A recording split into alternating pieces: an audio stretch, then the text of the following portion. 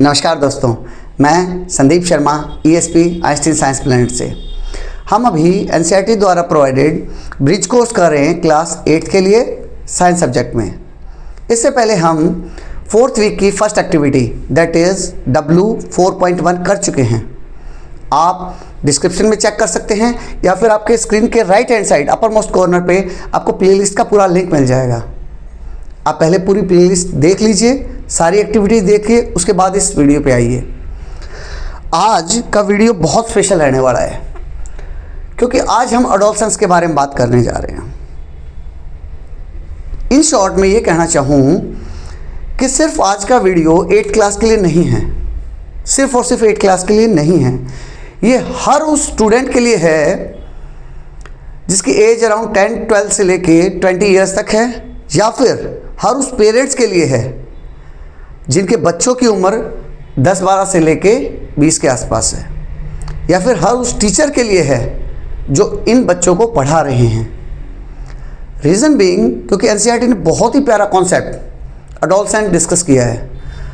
Adolescence का मतलब है बेटा युवावस्था। तो मैं आप लोगों को एडवाइस करूंगा कि हर उस पेरेंट्स को, टीचर को या बच्चे को देखना चाहिए जो इस एज ब्रैकेट में आता है, जो इस टाइप के बच्चे से डील करता है। क्योंकि नॉट ओनली हम आज के वीडियो में साइंटिफिक इन्वेस्टिगेशन करेंगे एडोलसेंस के बारे में, ये activity is a part. Activity बहुत इंपॉर्टेंट नहीं है। हम एक्टिविटी के अलावा साइकोलॉजी समझने की कोशिश करेंगे कि इस उम्र में बच्चा क्या सोचता है, उसके क्या करैक्टरिस्टिक्स रहते हैं, और इस उम्र के बच्चे से आपको कैसे डील करना है as a parent, as a teacher. और खुद वो बच्चा अपने बारे में समझेगा कि मेरे अंदर क्या क्या चेंजेस आएंगे इस एडोलसेंस उम्र में, इस युवावस्था में क्या क्या चेंजेस आएंगे और कैसे मुझे उनसे डील करना है। तो विदाउट वेस्टिंग द टाइम हम स्टार्ट करते हैं आज की एक्टिविटी अंडरस्टैंडिंग एडोलसेंस। कॉम्पिटेंसी क्या लर्न करेंगे? अंडरस्टैंडिंग एडोलसेंस, युवावस्था को समझेंगे। एक्टिविटी का नाम भी यही है, एडोलसेंस। आज के एक्टिविटी में हम 4.2 से लेके 4.6 तक एक्टिविटी करेंगे। ऐसा इसीलिए क्योंकि ये सभी एक्टिविटी आपस में इंटरलिंक हैं। We can not skip in between. Until unless जब तक हम एडोलसेंस को ना समझेंगे तो हम प्यूबर्टी को नहीं समझ सकते, उसके साइकोलॉजिकल इफेक्ट को नहीं समझ सकते, इमोशनल फीलिंग्स को नहीं समझ पाएंगे। तो इसीलिए आज का वीडियो थोड़ा लंबा होगा, तो हैव पेशेंस, पूरा देखिएगा, बड़ा मज़ा आएगा। नो डाउट आप समझेंगे कि आपका बच्चा या खुद आप या एज ए टीचर कैसा बिहेवियर रहेगा। A human being is born as a child, grows gradually and becomes an adult. एक ह्यूमन बीइंग है जो एज ए चाइल्ड आया, धीरे धीरे ग्रो किया एंड एक एडल्ट बन गया। During growth the human body undergoes various changes. इस ग्रोथ के दौरान ह्यूमन बॉडी में काफ़ी चेंजेस आएंगे। दिस एंटायर ट्रांजिशन फेज और period between childhood and adulthood, childhood और एडल्टहुड के बीच का जो ट्रांजिशन पीरियड है इज कॉल्ड एडोलसेंस। उसको एडोलसेंस बोला गया है, युवावस्था बोला गया है। जो बचपन से लेके और मैच्योर जब आदमी हो जाता है, एडल्ट, उसके बीच का जो टाइम है इसे हम एडोलसेंस बोलते हैं। द ग्रोइंग चिल्ड्रन और adolescent are also called teenagers because of the teen years. Adolescent को ही टीनेजर्स कहा जाता है because of the teen years. अभी डिस्कशन करते हैं इस बारे में।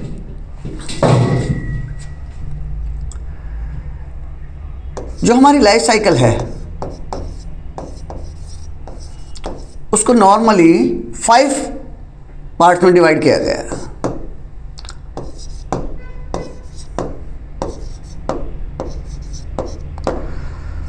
बहुत बार आप देखोगे इसमें भी कई बार कंफ्यूजन आता है।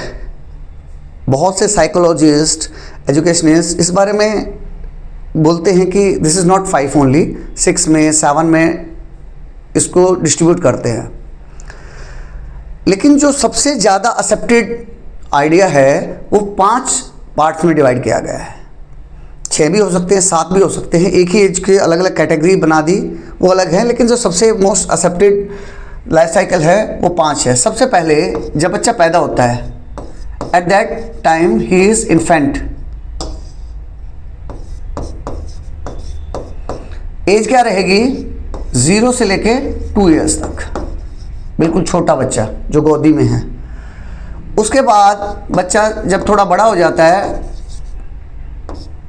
2 से लेके 12 ईयर्स तक, हम उसे चाइल्ड की कैटेगरी में रखते हैं, जो नॉर्मली एट प्रेजेंट आप लोग हो। एट प्रेजेंट जिस एज में लगभग आप हो, अराउंड वही 11, 12, 13 के आसपास, तो ये एज कहलाई जाती है। Next is adolescent.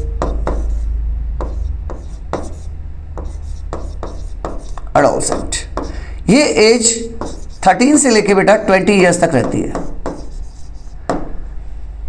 अगर आप चाइल्ड साइकोलॉजी की बात करो तो इस एडोलसेंट को, इस एज को बोला गया है स्ट्रेस एंड स्टॉर्म की age. Stress and storm, sir एक तरफ आप स्ट्रेस की बात कर रहे हो, एक स्टॉर्म की बात कर रहे हो, ये क्या है?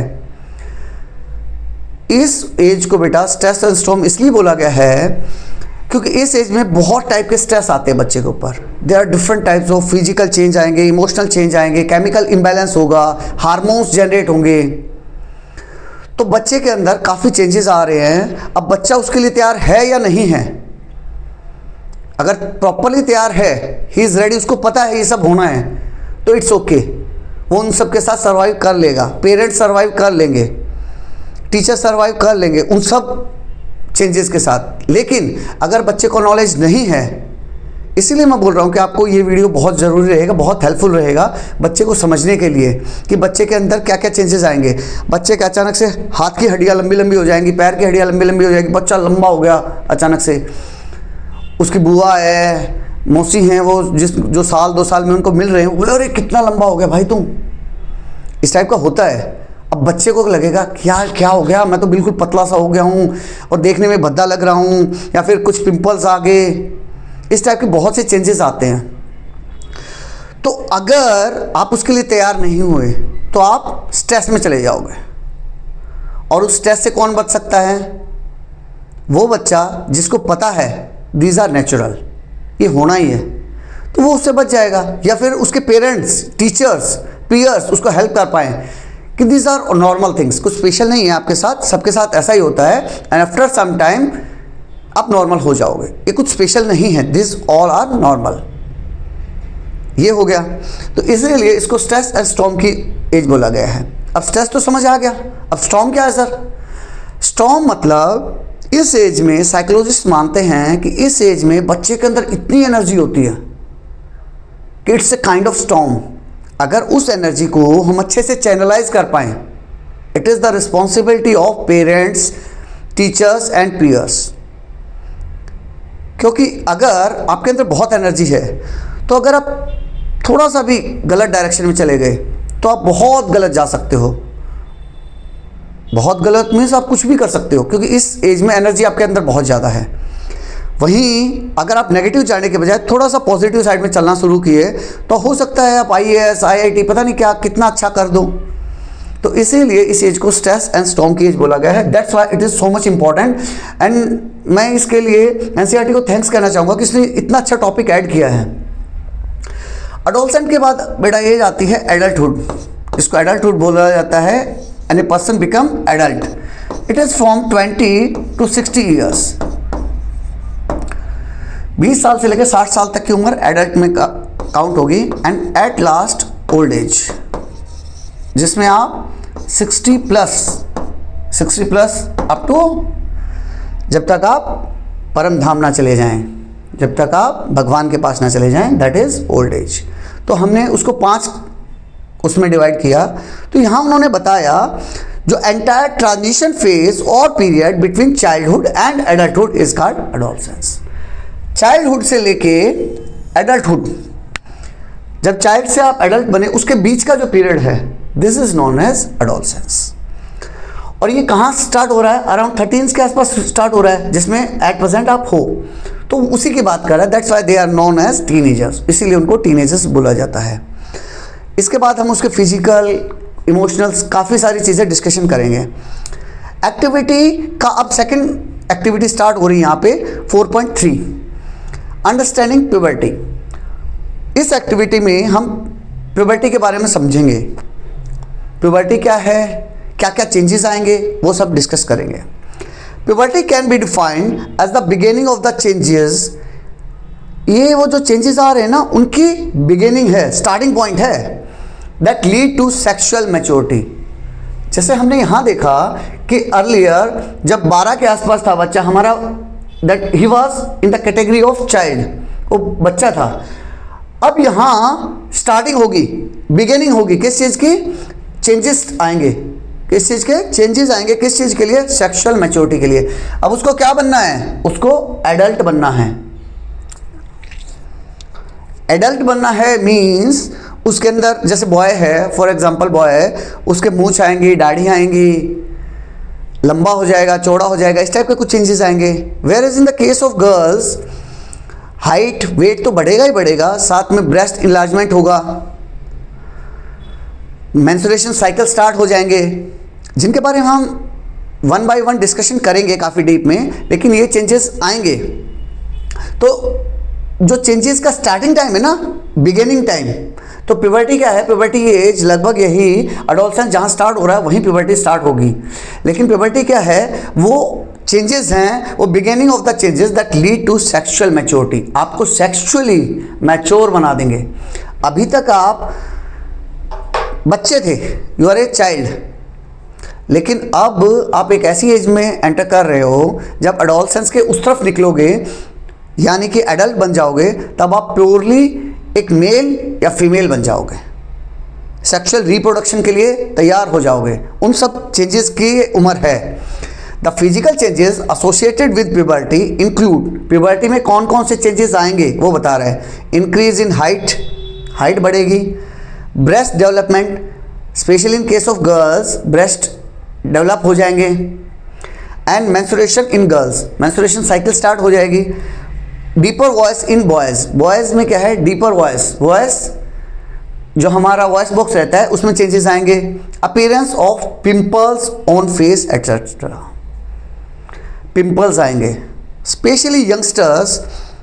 पिंपल्स बहुत छोटी सी परेशानी है, लेकिन यंगस्टर्स इसको बहुत सीवियरली डील करते हैं। उनको लगता है पता नहीं क्या हो गया, ये पिंपल्स कैसे जाएंगे, कहीं स्किन स्पेशलिस्ट के पास जा रहे हैं, कहीं कुछ आयुर्वेदिक दवाई, ये लेप वो लेप, इस टाइप से लगाते हैं।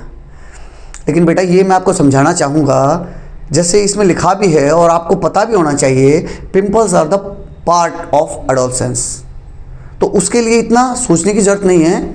जैसे जैसे आप एडल्टहुड में जाएंगे वो आपको नॉर्मलाइज हो जाएंगे।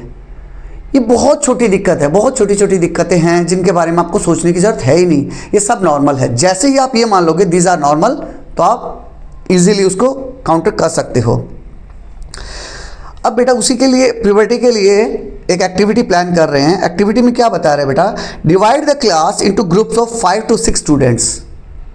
पूरी क्लास को 5 से 6 स्टूडेंट्स में डिवाइड कर लीजिए, हर ग्रुप में 5 से 6 स्टूडेंट हो। Let each group write down the prominent changes in their body. हर एक ग्रुप आपके बॉडी में क्या क्या चेंजेस आए वो लिखेगा, which they have experience recently, recently उनकी बॉडी में क्या क्या चेंजेस आए, and discuss in the group, summarize the point raise in the table 23। Table 23 में अब आप जो जो चेंजेस आए ना पूरे ग्रुप में उनको डिस्कस करोगे। आइए देखते हैं टेबल 23 क्या है। टेबल 23 में बता रहा है बेटा, changes that appear during adolescence. Serial number डाल दिया, ग्रुप नंबर डाल दिया। आप ग्रुप को डिवाइड कर सकते हो A B C D इस टाइप से। चेंज नंबर 1, क्या प्रोमिनेंट चेंज आपको अपने ग्रुप में लगे? ये मुझे हाइट में चेंजेस आए, वेट में चेंजेस आए, ब्रेस्ट में चेंजेस आए, या फिर और कोई, इस टाइप से अपना वो कर सकते हैं। पूरी प्लेलिस्ट में ये पहली ऐसी एक्टिविटी है जिसमें मैंने टेबल ब्लैंक छोड़ी है, एंड इट इज़ पर्पसफुल। क्योंकि ये है, अभी तक जो हम पिछली एक्टिविटीज़ कर रहे थे ना बेटा, उसमें हम साइंस समझ रहे थे, आपके लेफ्ट राइट का एनवायरनमेंट को समझ रहे थे कि आप क्या देख रहे हो, क्या हो रहा है आपके आसपास। लेकिन पर्टिकुलर इस एक्टिविटी में आप अपने आप को समझ रहे हो, और आप अपने आप को समझने में शॉर्टकट मत ले लेना, उसको अच्छे से करना और उस एक्टिविटी को पूरा मन से करना। इसीलिए मैंने ब्लैंक छोड़ा है। Categorise the observation which occur only in males. अब ये एक्टिविटी, ये वाली टेबल हमने कंप्लीट कर ली। अब क्या करना है, अब कैटेगराइज करो अपने ऑब्जर्वेशन को, which occurs only in mails, जो सिर्फ और सिर्फ मेल्स में होती हैं। जैसा आपने देखा होगा, डीपर वॉइस का एग्जांपल दिया, हाइट का, वेट का, मूंछों का, ये सब एग्जांपल दिए। या फिर ओनली फीमेल्स, फीमेल्स में मेंस्ट्रुएशन साइकिल स्टार्ट होते हैं, ब्रेस्ट डेवलपमेंट होता है, वो सब। And those which are common for both boys and girls. और एक ग्रुप ऐसा बनाओ जिसमें बॉयज़ और गर्ल्स दोनों में चेंजेस आते हैं, जैसे हाइट, वेट वगैरह। Write down these changes in the table 24। अब टेबल 24 में चलते हैं। टेबल 24 में क्या है बेटा, pivotal changes that are specific and common in males and females. यहाँ आप क्या बनाओगे, कॉमन चेंजेस जो बॉयज़ एंड गर्ल्स दोनों में आ रहे हैं, वो चेंजेस जो स्पेसिफिक फॉर बॉयज़ में हैं, वो चेंजेस जो गर्ल्स में हैं। Now measure the height of each student in the group with the help of A measuring tape और स्केल। मेजरिंग टेप का यूज़ करो और स्केल का यूज़ करके हाइट चेक करो बेटा पूरे ग्रुप की इन सेंटीमीटर, कितना सेंटीमीटर आया, नोट डाउन करो। ये देखो बेटा कैसे करोगे, फॉर एग्जांपल मैं एक ग्रुप की बात कर रहा हूँ। फॉर एग्जांपल ये ग्रुप नंबर ए है, उसके सीरियल नंबर डाल दिए मैंने, 5-6 जो बच्चे हैं उन सबका नेम ऑफ द स्टूडेंट लिख दिया। एज, कितनी एज है, ईयर्स में डालनी है, 11 years, 12 years, 13 years. Gender, male या फीमेल, मेल या फीमेल। हाइट इन सेंटीमीटर, 155 है, 157 है, 160 है। Fill in the details in centimetre. अब सेंटीमीटर में, अब जब हमने पूरा चार्ट तैयार कर लिया, पूरी टेबल तैयार कर ली, आफ्टर दैट हम चेक करेंगे कि मैक्सिमम हाइट कितनी आई। जो 12 साल का बच्चा है, 13 साल का बच्चा है, उसकी मैक्सिमम हाइट कितनी आएगी वो लिखेंगे। मिनिमम हाइट कितनी आएगी, एवरेज हाइट कितनी आएगी। तो आप क्या देखोगे बेटा कि मोस्ट ऑफ द टाइम एक एज में, एक एज ब्रैकेट में लगभग बच्चों के हाइट में ज़्यादा फर्क नहीं मिलेगा। जिसका प्यूबर्टी स्टार्ट हो जाएगा, जिसका एडोलसेंस स्टार्ट हो जाएगा, वो थोड़ा जल्दी ग्रो कर जाएगा, जिसका थोड़ा लेट है वो थोड़ा पीछे है। And no need to worry. Especially कुछ बच्चों को लगता है अरे मैं छोटा रह गया, मेरी हाइट कम है। नहीं बेटा, नो नीड टू वरी। आपके अंदर अभी वो हार्मोन जनरेट शुरू नहीं हुए हैं, हो सकता है 6 महीने 1 साल में स्टार्ट हो जाएंगे, तब आप वो हाइट गेन कर लोगे। गर्ल्स को लगता है कि मेरे ब्रेस्ट छोटे हैं, उसके लिए भी आपको no need to worry. These all are part of adolescence, और सब चीज़ें हो जानी हैं, उनके लिए आपको परेशान नहीं होना है और इजीली आप उसके कवरअप कर लेंगे। Difference between the average height of boys and girls, जो एवरेज हाइट बॉयज़ की आएगी एंड गर्ल्स की आएगी, उसमें आपको डिफरेंस देखना है। तो यहाँ आप क्या मॉनिटर करोगे कि स्टार्टिंग में, इस साइकोलॉजी का पॉइंट बता रहा हूँ, यहाँ क्या ऑब्जर्व करोगे कि स्टार्टिंग ईयर्स में गर्ल्स पहले ग्रोन अप होती हैं। स्टार्टिंग में जब 12-13 की उम्र होगी ना, तो लड़कियां पहले बड़ी हो जाएंगी, थोड़ा हाइट वेट वगैरह पहले आ जाएगा, फिर 15-16 के आसपास वो थोड़ा रुक जाती हैं और फिर बॉयज़ ग्रो करेंगे, फिर बॉयज़ आगे निकल जाते हैं। तो वो सब चीज़ें रहेंगी। Analyse the data and make a graph between age, that is on X axis. X axis पे हमें क्या लेना है, एज को, and height on y-axis of the student. Try to explain the scientific phenomena behind the common and distinct gender changes. अब उसका scientific reason पता करेंगे कि common और gender changes में क्या क्या scientific reason रहे होंगे। अब ये ग्राफ कैसे ड्रॉ करेंगे ये मैं बता देता हूँ। For example, this is our graph paper. You must be aware this is x-axis, this is y axis. तो x एक्सिस पे लेंगे बेटा एज। फॉर एग्जांपल यहां मान लिया मैंने 10 ईयर्स रख दिया, 11, 12, 13, 14 इस टाइप से। And height of the student on y axis. जैसे मैं यहां से स्टार्ट कर दूं 140 सेंटीमीटर, 150, 160, 170, बस इतने तक में लगभग पूरा कवर हो जाएगा। इस टाइप से आप एक ग्राफ ड्रॉ करो और उसका साइंटिफिक फिनोमेना पता करने की कोशिश कीजिए कि जो डिस्टिंक्ट चेंजेस आए उसके पीछे रीज़न क्या था। इसके साथ ये वाली हमारी एक्टिविटी ख़त्म हो जाएगी। हम नेक्स्ट पार्ट में एंटर कर रहे हैं। जो नेक्स्ट एक्टिविटी है दैट इज़ 4.4। इसमें समझेंगे हम बेटा बिहेवियर चेंजेस इन एडोलसेंट्स। जो एडोलसेंट रहेंगे, जो बच्चे एडोलसेंस में चल रहे हैं, उनके अंदर कुछ चेंजेस आएंगे, बिहेवियर चेंजेस। अभी तक हमने क्या बात की थी? हाइट, वेट, ब्रेस्ट, इन सब के बारे में बात किया। These changes are physical changes, जो फिजिकली आपको दिख रहे थे। अभी हम बात करेंगे behaviour changes. It is a part of psychology, psychology का पार्ट है। यहाँ आपको बच्चे की साइकोलॉजी समझनी पड़ेगी। बच्चा खुद अपनी साइकोलॉजी समझेगा कि बच्चा चिड़चिड़ा हो गया हूँ मैं, तो क्यों हो गया हूँ, या फिर पेरेंट्स या टीचर्स समझेंगे, जो भी उन बच्चों से डील कर रहे हैं वो समझेंगे कि बच्चे में कुछ केमिकल्स जनरेट होने शुरू हो गए हैं। They are known as hormones. तो हार्मोन चेंजेस हैं, जैसे मूवीज़ में बोलते हैं ना बेटा, दिस इज केमिकल लोचा, तो वही केमिकल लोचा है। केमिकल जनरेट होने शुरू हुए हैं, जिसके कारण आपके बिहेवियर में चेंजेस आ रहे हैं। तो वो बिहेवियर हम समझेंगे कि कौन कौन से चेंजेस आएंगे और कौन से नॉर्मल हैं। Adolescents not only undergo physical changes but also emotional, attitudinal and behavior changes। तो फिजिकल चेंजेस से बात खत्म नहीं हो जाएगी, क्योंकि उसको एक प्रॉपर एडल्ट बनना है। प्रॉपर एडल्ट बनना है तो ये ट्रांजिशन की एज है। ट्रांजिशन की एज हमेशा दुखदाई होती है। फॉर एग्जाम्पल, आपने देखा होगा, अगर आप अपने पेरेंट्स के साथ पोस्टिंग वगैरह जाते हैं एक जगह से कोई दूसरी जगह, मान लिया फॉर एग्जांपल मेरी पोस्टिंग है चंडीगढ़, चंडीगढ़ से मैं बेंगलोर जा रहा हूँ, तो जो ट्रांजिशन फेस होता है ना, लेट इट बी मैं चंडीगढ़ में पैकिंग कर रहा हूँ तब भी, या फिर मैं बेंगलोर में अपना सामान निकाल रहा हूँ, सेटिंग कर रहा हूँ तब भी, इसके बीच के जो पीरियड रहेगा ना, वो पक्का दुखदाई रहेगा। You will not feel comfortable. Same यहाँ है। आप चाइल्ड में बड़े अच्छे एडजस्ट हो रखे थे, अच्छे खासे दोस्त थे पेरेंट्स के साथ, फिर एडल्ट में भी आपकी शादी हो जाएगी, बच्चे हो जाएंगे, आप पूरे सेट हो जाओगे। लेकिन ये वाली एज जो है, जहाँ आपका not only physical changes, emotional, behaviour changes आएंगे, साथ में कैरियर को लेके आप बहुत डाउट में रहोगे, आपके बॉडी को लेके डाउट में रहोगे, बॉडी शेमिंग, ये सब चीज़ें आती हैं। अरे मेरे को पिंपल हो गए, उसको तो इतने लाइक मिल गए, आजकल तो सोशल मीडिया अलग से चल रहा है कि उसको इतने लाख लाइक मिल गए, मेरे को तो 1000 भी नहीं मिले। वो सब चीज़ें कैरियर को लेके कि मेरा क्लासमेट तो IAS बन गया, मैं रह गया, उसका तो वो टेस्ट क्लियर हो गया, मेरा ये टेस्ट रह गया। तो ये बहुत सी चीज़ें सभी इसी दौरान आती हैं एडोलसेंस में, इसीलिए ये एज क्रिटिकल हो जाती है। बता रहे बेटा, you should not feel insecure, आपको इनसिक्योर नहीं फील करना है, and upset since these changes are a part of growing up. बहुत अच्छी लाइन है, ये पार्ट है बेटा आपको ग्रोइंग अप का।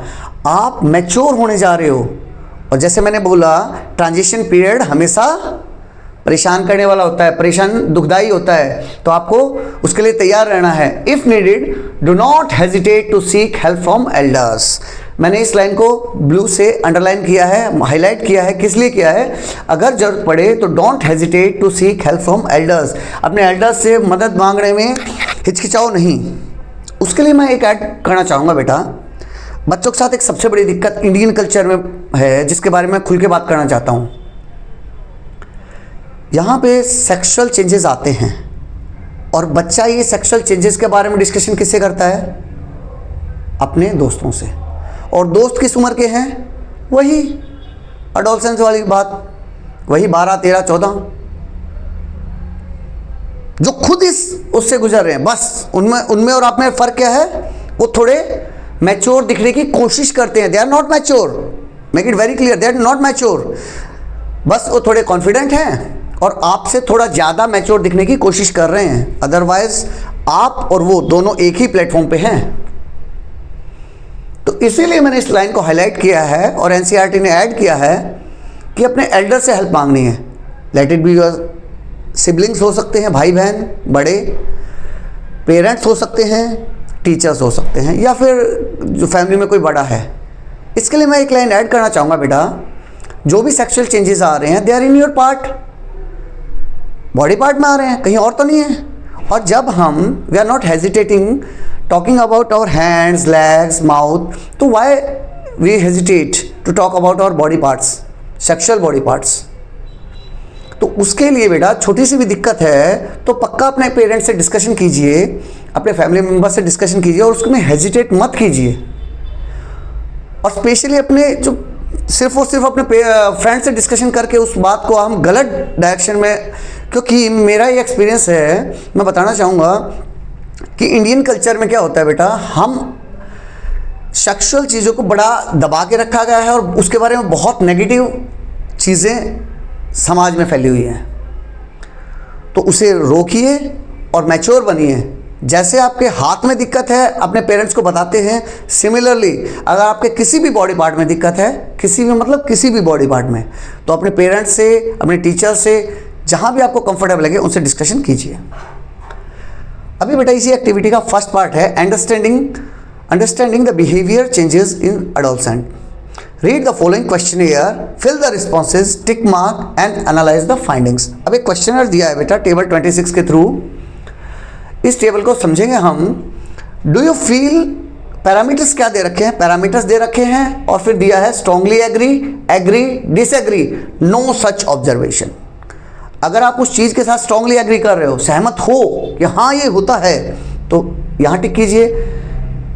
इन बिटवीन एग्री कर रहे हैं तो यहाँ टिक कीजिए। डिसएग्री, नहीं ऐसा कुछ नहीं है तो डिसएग्री कीजिए। या फिर नो सच ऑब्जर्वेशन, ऐसा मेरे साथ तो कुछ हुआ ही नहीं। समझना, डिसएग्री में और नो सच ऑब्जर्वेशन में फ़र्क है। नो सच ऑब्जर्वेशन के मेरे साथ ऐसा कुछ नहीं हुआ, एंड डिसएग्री मतलब ऐसा कुछ नहीं होता है। बात करते हैं first point. Do you feel more emotional and often have mood swings. क्या आजकल आप ज़्यादा इमोशनल फील करते हो या फिर मूड स्विंग्स बार बार होते हैं? तो आप स्ट्रांगली एग्री करते हो, इसको टिक कर दीजिए जैसा आपका साथ केस है वैसा। Do you become easily upset, बहुत जल्दी उदास हो जाते हो छोटी छोटी बात पे, दोस्त ने बात नहीं की, व्हाट्सएप का मैसेज नहीं किया, या ऐसा कुछ छोटी, मम्मी ने थोड़ा गुस्सा कर दिया, तो क्या आप उदास हो जाते हो? तो वो सब कीजिए। Do you think that you are now a grown up and want to make your own decisions. ये एक अच्छा पॉइंट है। जो ये टीनेजर बच्चे होते हैं ना बेटा, इनको लगता है कि अब हम बड़े हो गए हैं, क्योंकि हर कोई बोल रहा है, पूरे सोसाइटी में बोल रहे हैं, अरे बेटा तू तो बड़ा हो गया, अरे बेटा तेरे तो मूंछ आ गई है, अरे तू तो बहुत लंबा दिख रहा है, लाइक दैट। तो बच्चे को भी लगता है कि हाँ मैं बड़ा हो गया हूँ और अब मेरे डिसीजन मैटर करते हैं।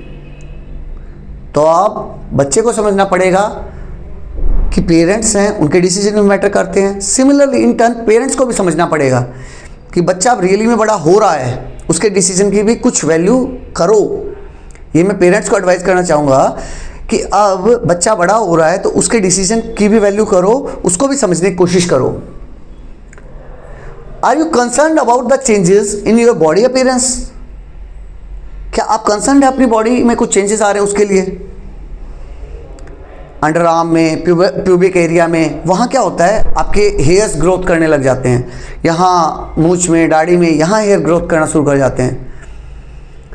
तो जो ये चेंजेस आ रहे हैं, क्या आप इनके बारे में कंसर्न्ड हैं?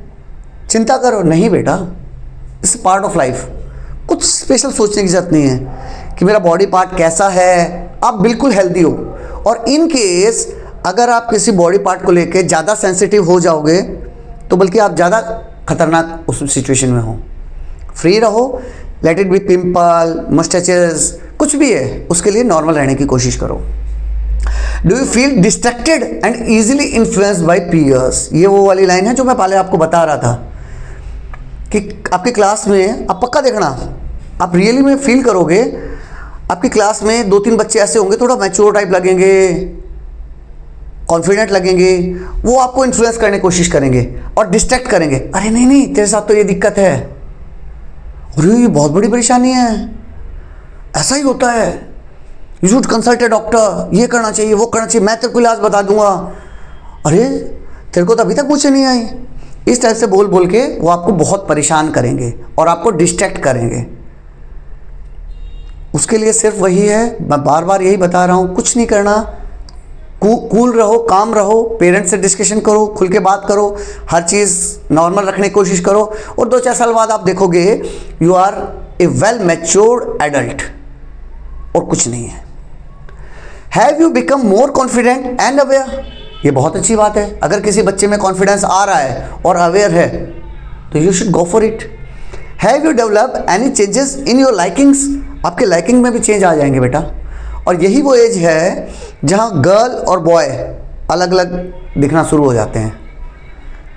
जैसे हम वो गर्ल के लिए पिंक एंड बॉय के लिए ब्लू वाली बात करते हैं ना, वो कॉन्सेप्ट लगभग कहीं यहीं से शुरू हुआ होगा, I am not sure about this, लेकिन वो वाली फीलिंग स्टार्ट हो जाती है मस्कुलिन, फेमिनिन, मैं मर्द हूँ, मैं औरत हूँ, लाइक दैट, वो वाली फीलिंग स्टार्ट हो जाती है।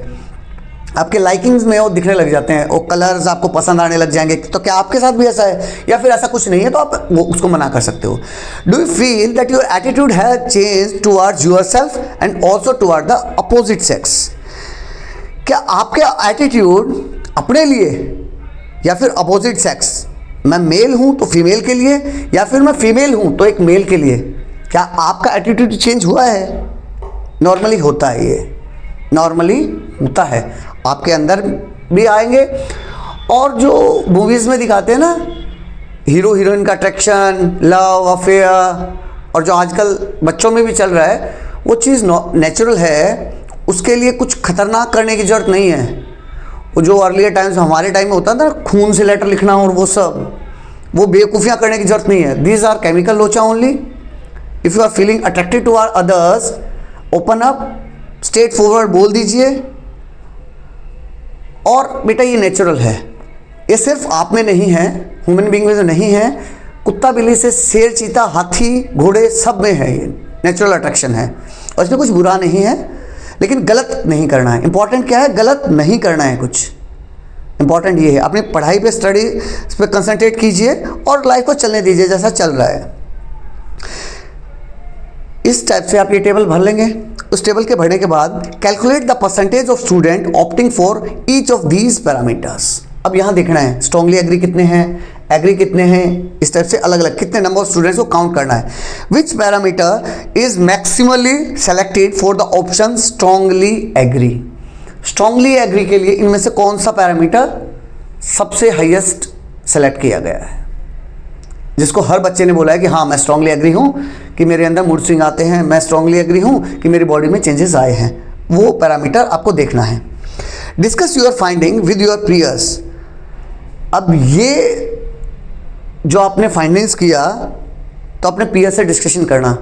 अब मेरी उस बात को मिस इंटरप्रेट मत कर लेना कि पीयर से डिस्कशन नहीं करना है। वहाँ मेरा मतलब था कि पीयर से गाइडेंस नहीं लेनी है आपको कि अब मैं क्या करूँ, अब मैं क्या करूँ, मेरे अंदर ये चेंजेस आ रहे हैं। Because he is in the same boat, जिस बोट में आप हो उसी बोट में वो भी है, जो आपका पीयर है वो भी उसी बोट में है, उसको नहीं पता है उतना ज़्यादा उसके बारे में, तो उससे वो सब गाइडेंस नहीं लेना है। लेकिन हाँ ये डिस्कशन जरूर करना है क्योंकि पीयर डिस्कशन बहुत इंपॉर्टेंट है। Think, reflect and make a list of more such changes in your behaviour, thinking and attitude. ऐसे ही कुछ और तरीके आप इजाद कर सकते हो, पता लगा सकते हो जिनमें इस टाइप के चेंजेस आए हों। You can also discuss it with your parents, siblings and friends. Try to find the scientific basis for such changes. Scientific basis पता करने की कोशिश कीजिए, इसके पीछे क्या रीज़न है, कौन से हार्मोन्स हैं जिनसे हम ये सब केमिकल लोचा स्टार्ट हो रहा है, उनको कौन सा हार्मोन सेक्रेट कर रहा है, इस टाइप से। Read about the hormones chemical secreted in our body. Hormones के बारे में पढ़िए, केमिकल जो हमारे बॉडी में सेक्रेट हो रहे हैं उनके बारे में समझिए। Which influence our physical changes as well as behaviour, mood and attitude. With this ये वाली एक्टिविटी हमारी पूरी हो रही है और हम नेक्स्ट पार्ट रिप्रोडक्टिव हेल्थ के बारे में बात करेंगे अब, जो इसी एक्टिविटी में मैंने इंक्लूड किया है, सच दैट आप एक साथ पूरी एक्टिविटी एडोलसेंस को समझें। Reproductive health include physical, mental and social well-being of an individual in relation to their reproductive system. As you are a science student, you must be aware about reproductive organs of our body. जो हमारी body, जैसे आपने देखा है बेटा, human being अपने बच्चों को जन्म देता है, गाय भी अपने बच्चे को जन्म देती है, चिड़िया भी अपने बच्चे को जन्म देती है। कैसे? रिप्रोडक्टिव ऑर्गन्स के थ्रू। तो वही चीज़ बता रहा है बेटा, जो हमारा रिप्रोडक्टिव सिस्टम है उसके बारे में physical, mental and social wellbeing of an individual की बात कर रहे हैं। You should build positive and strong relationship with family and friends and be able to communicate freely with them. जैसे मैं पहले डिस्कशन कर चुका हूँ, जो आपके रिप्रोडक्टिव ऑर्गन्स हैं, रिप्रोडक्टिव बॉडी पार्ट्स हैं, उनके बारे में आपके स्ट्रॉन्ग रिलेशनशिप होने चाहिए और खुल के डिस्कशन करना है। कम्युनिकेट फ्रीली विद देम, उनकी से खुल के बात कीजिए। सम टाइम ये हो सकता है बेटा, किसी कम्युनिटी में, किसी एरिया में, किसी स्टेट में इस सब को थोड़ा नेगेटिव मान सकते हैं। दे मे बी सम ऑर्थोडॉक्स, वो कहेंगे कि अरे ये संदीप सर क्या नेगेटिव बातें बता रहे हैं, कैसे बच्चा बात करेगा। तो बेटा धीरे धीरे चेंजेस आ रहे हैं, आप चेंजेस लाइए अपनी कम्युनिटी में, आप चेंजेस लाइए अपने एरिया में। उनको समझाइए कि इससे अच्छा कि बच्चा एक गलत दिशा में जाए, उसको पता ही ना हो कि करना क्या है, उससे तो अच्छा है ना कि वो अपने पेरेंट्स के साथ डिस्कशन करे, खुल के बात करे और उसका एक अच्छा सॉल्यूशन निकाले। तो वो चीज़ लाइए। Sharing emotions help in handling anxiety and confusion. अगर आप इमोशंस शेयर करोगे तो वो आपको एंग्जाइटी और कन्फ्यूजन से बचाएंगे। इस एज में स्पेशली रिप्रोडक्टिव हेल्थ को लेके काफ़ी बच्चों में डायलेमा रहता है, परेशान रहते हैं कि मेरा ये बॉडी पार्ट अच्छे से ग्रो नहीं कर रहा है, मेरे ब्रेस्ट उतने इलाज नहीं हुए हैं, क्या मुझे किसी डॉक्टर से मिलना चाहिए।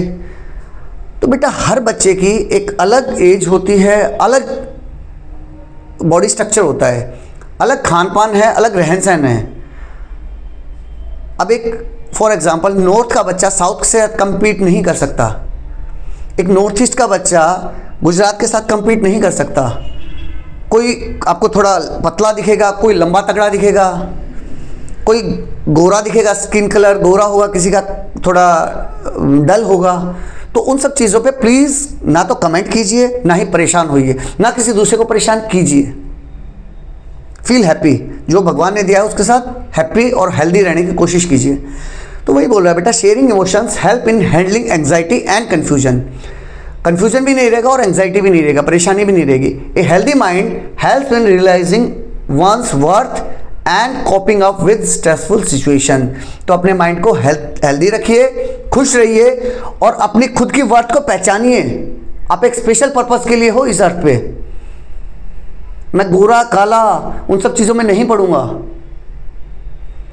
And coping up with the stressful situation, और स्ट्रेसफुल सिचुएशन से कोप अप कीजिए, उसके साथ एडजस्ट कीजिए कि कैसे मुझे उस सिचुएशन को कोप अप करना है, कैसे उस सिचुएशन से बाहर निकल के आ जाना है।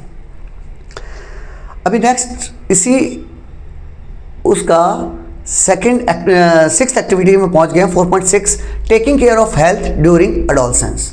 एडोलसेंस में मैंने बताया physically, emotionally, behaviourally, reproductive organs में बहुत सारे चेंजेस आते हैं।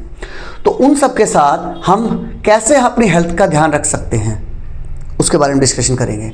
Make a list of the things you need to be healthy and live a happy and stress free life during adolescence. एक लिस्ट बनाइए बेटा, पक्का अपनी नोटबुक में लिस्ट बनाइए, सिर्फ कहने के लिए नहीं, रियली में बनाइए, जो आपको चाहिए हेल्दी रहने के लिए और हैप्पी रहने के लिए। जैसे आप खुश रहेंगे और हेल्दी रहेंगे। अगर आपका माइंड हैप्पी है तो आपकी बॉडी ऑटोमेटिकली हेल्दी रहेगी। योगा कीजिए, वॉकिंग कीजिए, अपने पेरेंट्स के साथ क्वालिटी टाइम स्पेंड कीजिए, अपने दोस्तों के साथ एंजॉय कीजिए, वो सब। And stressful life during adolescence, और एडोलसेंस को स्ट्रेसफुली हमें क्रॉस कर जाना है। और इसको नॉट ओनली क्रॉस करना है, मैंने बताया इट्स एज ऑफ स्टॉर्म, इसको एंजॉय करना है, आपको इसको एंजॉय करना है। जब आप इन सब चीज़ों को समझ जाएंगे कि ये कुछ नहीं है, ये नॉर्मल है, तो आप इस लाइफ को सबसे अच्छा एंजॉय कर सकते हैं। और आप किसी भी अपने पेरेंट्स, ग्रैंड पेरेंट्स से बात कर लीजिए, टीचर से बात कर लीजिए, उसकी लाइफ का बेस्ट पार्ट भी यही था। उन लोगों की लाइफ का बेस्ट पार्ट भी यही था जो अभी आप जीने जा रहे हो। तो आप भी उसको एंजॉय कीजिए। Discuss the following with your classmate, teachers and elders at home. What is the ideal diet for the healthy growth of adolescent. Adolescent के लिए सबसे हेल्दी डाइट क्या है, उसके लिए आप चैप्टर अभी हम डिस्कशन कर चुके हैं बैलेंस डाइट के बारे में। बैलेंस डाइट में specially for the growing children protein की रिक्वायरमेंट ज़्यादा रहती है, तो अपना फूड इनटेक में प्रोटीन का अमाउंट थोड़ा बढ़ा दीजिए और हेल्दी डाइट लीजिए, बैलेंस डाइट लीजिए। Which nutrient should be included in their diet to meet their nutrition needs. ठीक है। Why is it important to take care of personal hygiene during puberty. Puberty के दौरान पर्सनल हाइजीन मेंटेन रखना क्यों ज़रूरी है? बेटा उसके बारे में जैसे हम बात करते हैं, अंडर आर्म में, प्यूबिक एरिया में, वहाँ हेयर ग्रो करना शुरू करते हैं। प्लस गर्ल्स के केस में मेंस्ट्रुएशन साइकिल स्टार्ट हो जाती है। तो मेंस्ट्रुएशन साइकिल का पता कीजिए, ये क्यों होती है, इसका क्या रीज़न है। ये कुछ भी अबनॉर्मल नहीं है, सब नॉर्मल है। और अगर मेंस्ट्रुएशन साइकिल आ रही है और टाइम से आ रही है तो ये तो बहुत अच्छा है, यू शुड थैंक्स गॉड, उसमें घबराने की कोई ज़रूरत नहीं है। और पर्सनल हाइजीन क्यों इंपॉर्टेंट है? क्योंकि मेंस्ट्रुएशन साइकिल वगैरह में बेटा क्या है, ब्लड शेडिंग वगैरह होता है, या फिर प्यूबिक एरिया में, आपके अंडर आर्म्स में हेयर्स ग्रो हो रहे हैं, तो आपको पर्सनल हाइजीन मेंटेन रखनी है, साफ सफाई बहुत अच्छे से रखनी है। How do physical activities help in the healthy growth of adolescence? मैंने बताया, अगर आपका माइंड हेल्दी है, हैप्पी है, और अगर आप फिजिकल एक्टिविटी प्रॉपर कर रहे हैं, योगासन, रनिंग, साइकिलिंग, जिम, कुछ भी जो आपको लग रहा है हेल्दी है, तो वो सब कीजिए। तो फिजिकल एक्टिविटी रखेंगे तो आपका माइंड फ्री रहेगा, माइंड फ्री रहेगा, बॉडी हेल्दी रहेगी, तो आप एडोलसेंट एज को एंजॉय करोगे। What is menstruation in girls and why is it of utmost importance for girls to understand the phenomena? Menstruation क्या है गर्ल्स में? जैसे हम डिस्कशन किया था बेटा, जब हम बच्चे थे 10-12 साल की उम्र में, तो हम चाइल्ड बोला जा रहा था हमें, और 13 से 20 की उम्र को एडोलसेंट बोला गया, और 20 के बाद हम एडल्ट बन गए। एडल्ट बन गए it means now we are ready to produce babies as a male और एज ए फीमेल, मेल के लिए भी और फीमेल के लिए भी। तो इन केस ऑफ फीमेल,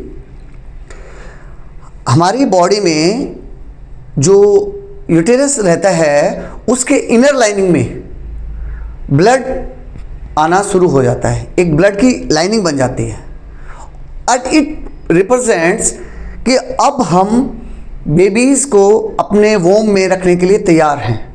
एक गर्ल्स के लिए ये बहुत अच्छी साइन है, तो घबराना किस लिए? जब हम बेबीज़ को प्रोड्यूस कर सकते हैं, we can keep it in our womb. तो एक लड़की के लिए कि मैं अपने गर्भ में एक बच्चे को जन्म दे सकती हूँ, तो ये तो अच्छी बात है, इसमें घबराना किस बात का? तो वही चीज़ समझा रहा है। मेंस्ट्रुएशन साइकिल क्या है? तो वो महीने में, हर महीने में ये साइकिल रिपीट होगी आफ्टर, मतलब वो 5 डेज, अराउंड 25 डेज के बाद ये साइकिल रिपीट होती है। तो उसको हमें समझना है, और utmost importance for girls to understand the phenomena, इस फिनोमिना को समझना बहुत ज़रूरी है। मैं बताया कि इसमें घबराने वाली या शर्माने वाली बात है ही नहीं, ये तो प्राउड की बात है कि you are healthy and you can produce babies, तो इसमें घबराने की क्या बात है? How can boys support female peers? अब जो बॉयज़ हैं, वो जो लड़कियां हैं, फीमेल पीयर्स, अपनी क्लासमेट्स हैं, उनको कैसे हेल्प कर सकते हैं ड्यूरिंग पीरियड्स? सबसे इजी, एक तो बेटा उनको उस बारे में नेगेटिव फील मत कराओ। अगर एक बॉय एज ए, मैं मान लिया मैं हूँ एक 8th क्लास का बच्चा हूँ, मुझे पता है कि कितना नेसेसरी है नेक्स्ट जनरेशन को पैदा करना। ये तो आप समझ रहे हो ना कि कुछ स्पीसीज एक्सटिंक्ट हो जाती हैं। क्यों एक्सटिंक्ट हो जाती हैं? क्योंकि वो अपने बेबीज़ को प्रोड्यूस नहीं कर पा रही हैं, और हम अगर अपने बेबीज़ को प्रोड्यूस कर पा रहे हैं तो ये तो अच्छी बात है। तो एज ए मेल कैंडिडेट मैं अपनी पीयर्स को कॉन्फिडेंट फील करा सकता हूँ, कभी उसको चिढ़ाना नहीं है, कुछ कभी उसको नेगेटिव फील नहीं कराना है। ड्यूरिंग हर पीरियड टाइम, जो महीने में 5 दिन आते हैं, उनके बारे में उसको अच्छे से पॉजिटिवली वाइब्स देने हैं, पॉजिटिव वाइब्स आने चाहिए। बिकम एम्पैथेटिक, उसके प्रति एम्पैथेटिक होना है, उसको समझना है। And break the stigma associated with it, और इसके साथ जो मेंस्ट्रुएशन साइकिल के साथ स्टिग्मा एसोसिएट कर रखा है, स्पेशली इंडियन कल्चर में। कुछ स्टेट्स की बात करें, कुछ एरियाज़ की बात करें, तो कुछ स्टिग्मा इसके साथ एसोसिएट कर रखे हैं, उसके बारे में अभी हम डिस्कशन करेंगे। तो उन स्टिग्मा को हमें तोड़ना है जो कि गलत है, वो स्टिग्मा जो गलत एसोसिएट कर रखे हैं, तो उसको हमें तोड़ना है। As a educated human being हमें ये सब करना है। You can also have a debate on the about topic in the class. Class में इसके ऊपर डिबेट हो सकता है, हम क्या उसके बारे में सोचते हैं, प्लस माइनस। और बच्चों का इससे क्या होगा बेटा, एक माइंड इवॉल्व होगा कि जैसे मेरे बॉडी में नाक से म्यूकस बाहर आता है, स्पेशली छोटे बच्चों को आता है, this is normal thing. Similarly वैसे ही गर्ल्स का अगर मेंस्ट्रुएशन साइकिल आ रहा है तो कोई गलत थोड़ी है। इस टाइप से हमें एक फीलिंग लानी है और अपने आइडियाज शेयर करने हैं। You can share thoughts with each other and take the help of the teacher to know the scientific concept through videos, illustration और animation about the importance of hygiene during menstruation. Menstruation के बारे में teacher हमें animation videos के through और explain कर सकते हैं। Common challenges and way to manage them, उनको हम कैसे मैनेज करेंगे उसके बारे में समझ सकते हैं।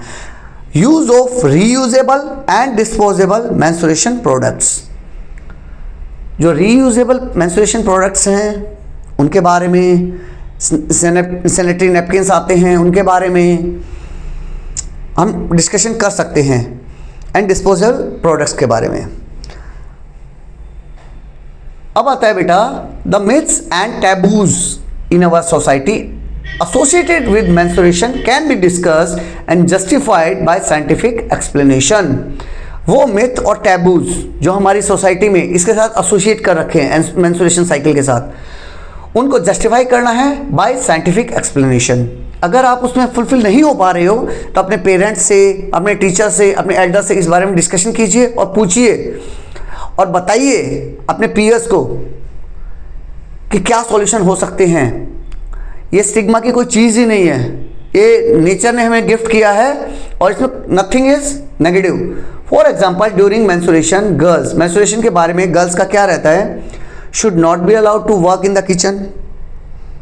काफ़ी सोसाइटी में, काफ़ी स्टेट्स में ऐसा देखा है बेटा, जब मेंस्ट्रुएशन साइकिल चल रही होती हैं तो गर्ल्स को, लेडीज़ को किचन में काम करने नहीं दिया जाता है। उनको हीन फील कराया जाता है कि तुम अभी कुछ दिन के लिए अपवित्र हो, या ऐसे कुछ वर्ड्स वो सब किए जाते हैं। तो क्या ऐसा होना चाहिए? नहीं बेटा। जैसे हमारे बॉडी पार्ट्स में बहुत सारे फ्लूइड्स बाहर निकलते हैं, यूरिन, ये एक्सक्रेटा, म्यूकस, डिफरेंट टाइप्स के हैं। सिमिलरली वो भी उसी टाइप से बॉडी का एक नेचुरल प्रोसेस है।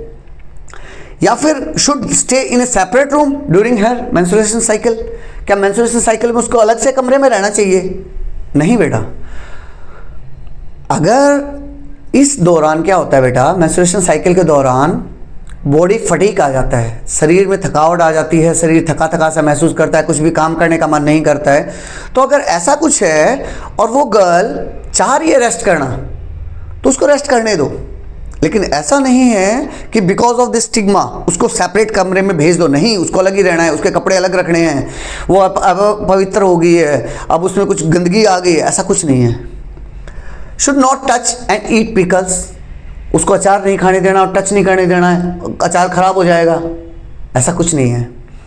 Should not wash hairs during menstruation, अपने बाल नहीं धोने हैं मेंस्ट्रुएशन के दौरान। ऐसे स्टिग्मा हैं। हो सकता है आप किसी ऐसे एरिया से हो, ऐसी सोसाइटी से हो जहाँ ऐसा कुछ ना हो, जहाँ मॉडर्नाइजेशन हो गया हो।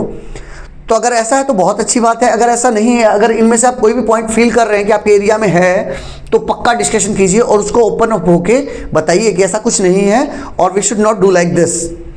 अगर आप बाल नहीं धोगे मेंस्ट्रुएशन के दौरान, अपने बाल नहीं धोगे तो पर्सनल हाइजीन में दिक्कत आ जाएगी, कुछ बैक्टीरियाज आ जाएंगे, कुछ वायरस आ जाएंगे, कोई बीमारी हो सकती है। तो ऐसा नहीं होना चाहिए। वर्क इन पेयर और small groups and create posters with the aim of spreading awareness among the common people. Common people के बीच में अवेयरनेस लाने के लिए पोस्टर्स बनाइए, एक्टिविटी कीजिए। The poster could have the following contents. Poster में क्या कंटेंट्स हो सकते हैं बेटा? Slogans and visual promoting menstruation hygiene and breaking stigma. Slogan रख सकते हो, विजुअल रख सकते हो, जिसमें आप मेंस्ट्रुएशन हाइजीन की बात करोगे। मेंस्ट्रुएशन साइकिल के दौरान आपको हाइजीन मेंटेन रखनी है एंड ब्रेकिंग स्टिग्मा, स्टिग्मा को तोड़ना है। बहुत इंपॉर्टेंट है बेटा कि भाई जो समाज में चल रहा है और गलत है उसको तोड़ने की जिम्मेवारी एजुकेशन पर्सन की होती है। आप पढ़े लिखे आदमी हो तो उसको आप तोड़ना है। Menstruation cycle education for everyone. Menstruation cycle के बारे में एजुकेशन प्रोवाइड करनी है हर एक को।